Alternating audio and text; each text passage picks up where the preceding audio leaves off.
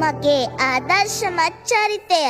අම්මා මට කියලා තියෙනවා ජීවිතේ එක ආදර්ශමත් චරිතයක් ඉන්න එක අත්‍යවශ්‍ය නෑ කියලා. ඒ නිසා මම හැම උත්සාහවත් ගැහැණු කෙනෙක්ම ආදර්ශයට ගන්නවා.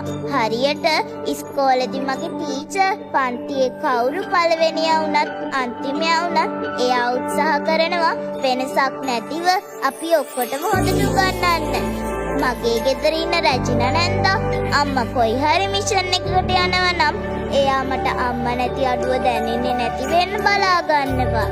ඒ වගේම මගේ අම්මා එයා අපේ රට වෙනුවෙන් බොහොම වැදගත් රාජකාරියක් ඉටු කරනවා.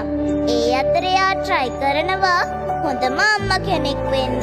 ඒ නිසා ජීවිතේ එන අභියෝග වලින් නොසැලී උත්සාහයෙන් නැගිටින හැම කෙනෙක්ම මට ආදර්ශවත් චරිතයක්. මමත් කවදා හරි එහෙම වෙනවා.